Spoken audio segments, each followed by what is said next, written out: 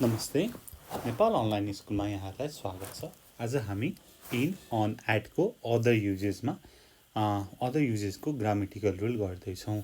हामीले in on द्याटको part 1, part 2, part 3 गरेर 3टा पार्ट गऱ्यौँ र त्यसको ग्रामेटिकल रुलको एक्सर्साइज पनि गऱ्यौँ, जसमा चाहिँ हामीले पोजिसनको बारेमा कुरा गरेका छौँ। त्यस्तै गरी अर्को एउटा भिडियो छ इन अन द्याटको, त्यसमा चाहिँ हामीले टाइमको बारेमा कुरा गरेका छौँ। ठिक छ, यसमा चाहिँ अब त्यति बाहेक अरू युजहरू के छ त भन्ने कुरा हामी गर्छौँ। सुरु गरौँ।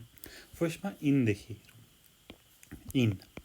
अब इन अब केमा युज हुन्छ भन्दाखेरि अब एक्जाम्पल जस्तै in the rain, in the rain, in the sun, in the shade, in the shade, in the dark, in the dark, in bad weather,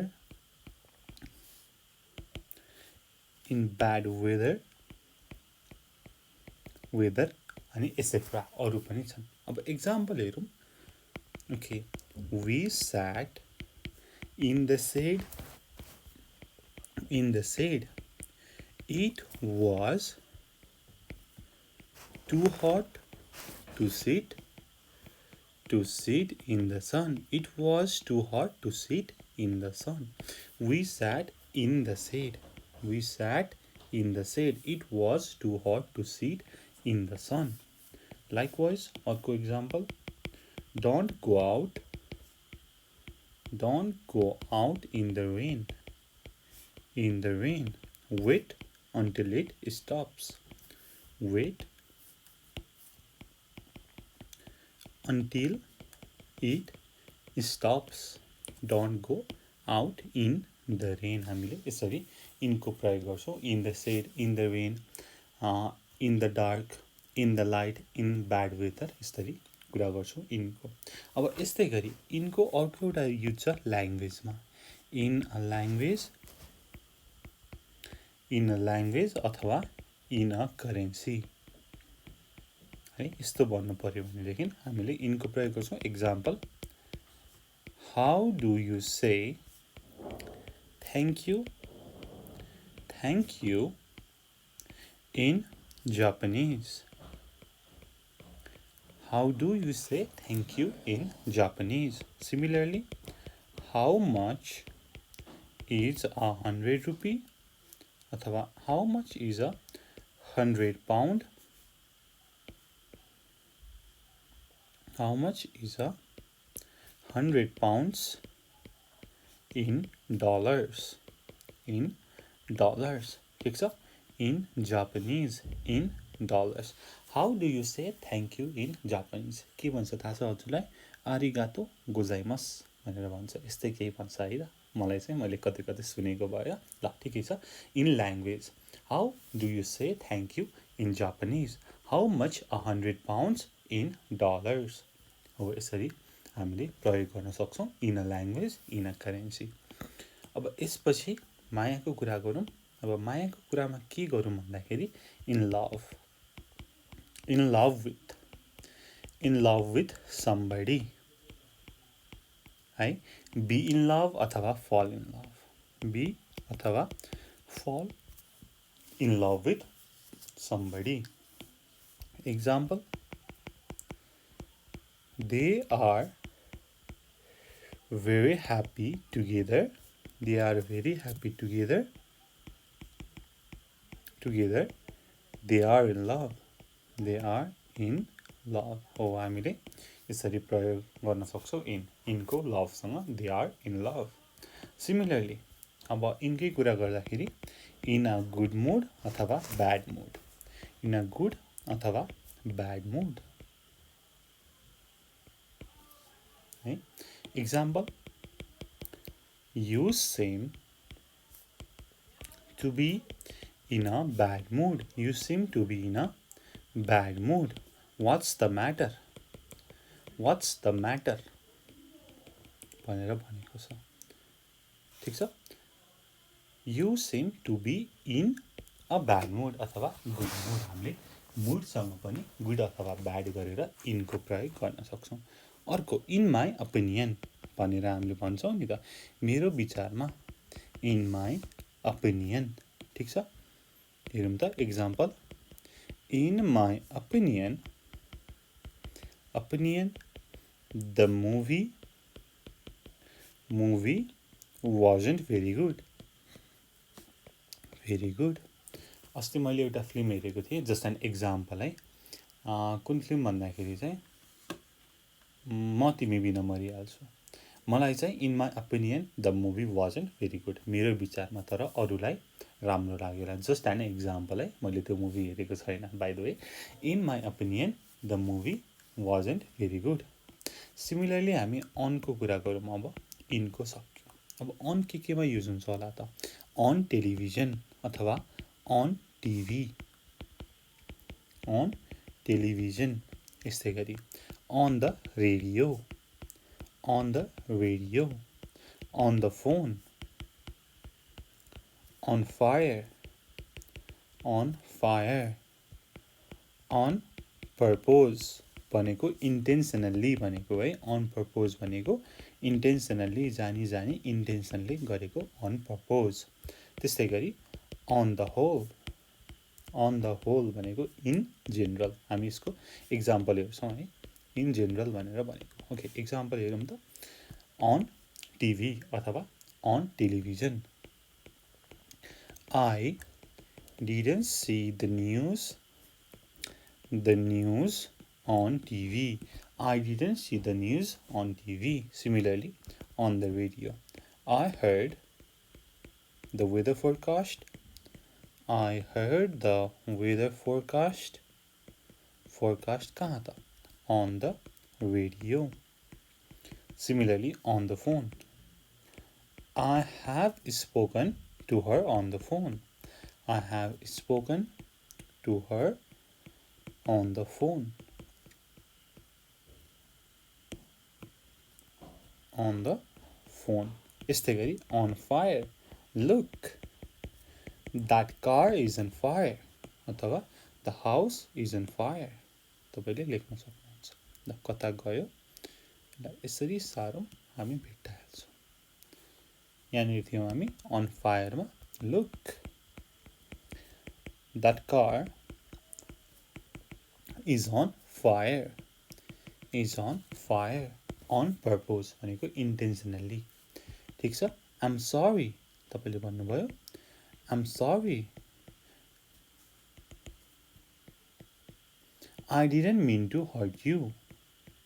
I didn't mean to hurt you. I'm sorry, I didn't mean to hurt you.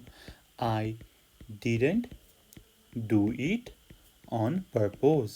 I didn't do it on purpose. मैले intentionally जानी जानी गरेको होइन भनेर भनेको छ. यस्तै गरी on the whole भनेको in general. Example हेरौँ.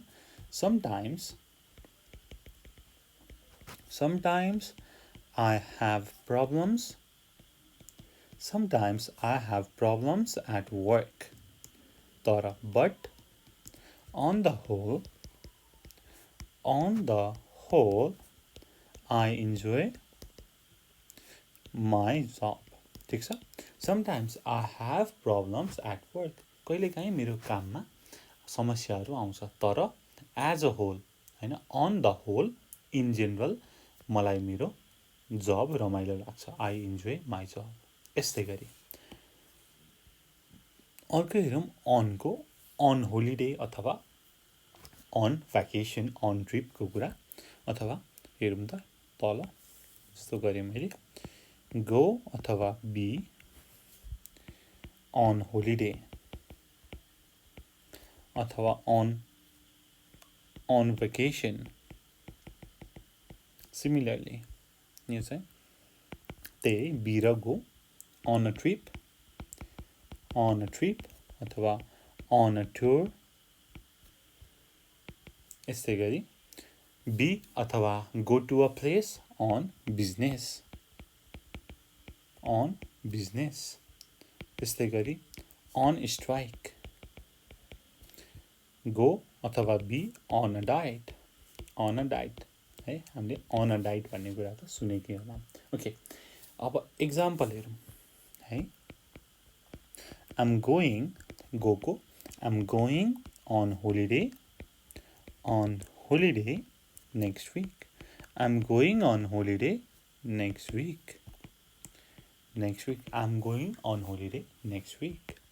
अब बी अथवा गो अन अ ट्रिप अथवा अन अ टुर. अब टुरकै कुरा गरौँ, वर्ल्ड टुरको कुरा गरौँ न होइन, सानोको कुरा किन गर्ने.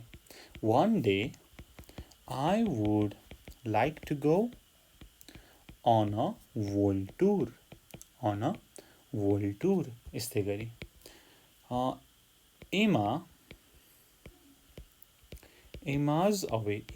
is away on business at the moment. On business at the moment. Business at the moment. यस्तै गरी on strike को कुरामा there are no trains today.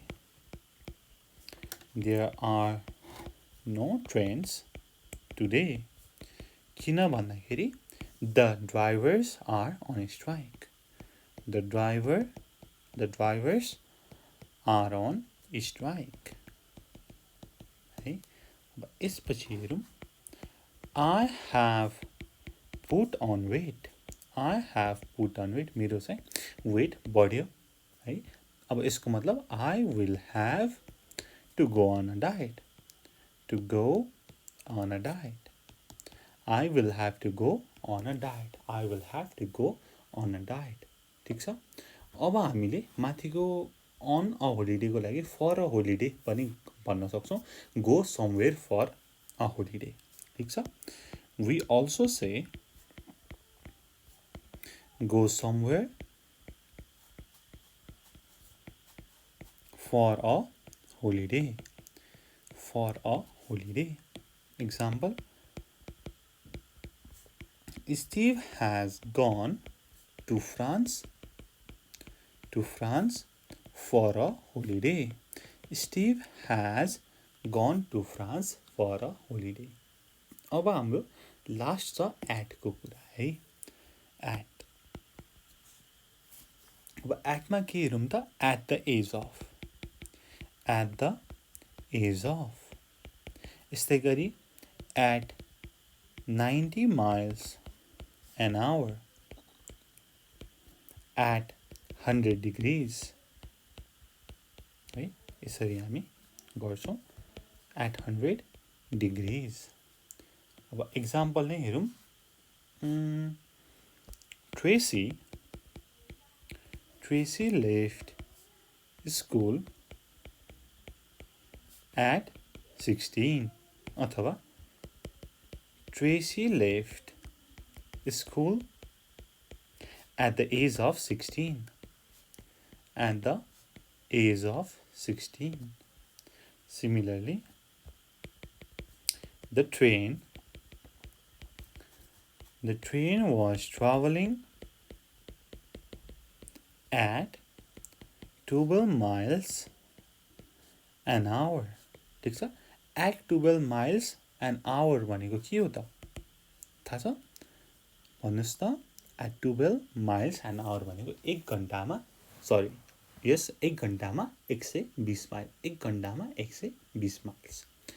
Last example 100 degree सेल्सियसको गरौँ न. 100 डिग्री सेल्सियसमा के हुन्छ त? पानी उम्लिन्छ. वाटर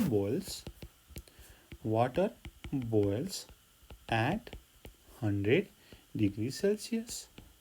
100 डिग्री सेल्सियस हो. यसरी हामीले at को प्रयोग at the age of, at 90 miles an hour, at 100 degree यसरी हामीले गर्न सक्छौँ. on को थोरै हेऱ्यौँ र माथि in को in the rain, in the sun, in the shade, in the dark, bad weather भनेर हेऱ्यौँ. र अब यसको हामी नेक्स्ट भिडियोमा यसको एक्सर्साइज गर्छौँ. त्यो भिडियो पनि तपाईँले हेर्न सक्नुहुनेछ है. त्यति भन्दै यो भिडियो यहीँ टुङ्ग्याउन चाहन्छु. Thank you so much for watching. Until next time, goodbye. Keep learning. 𝘊𝗔𝗃. See you on next video. Peace.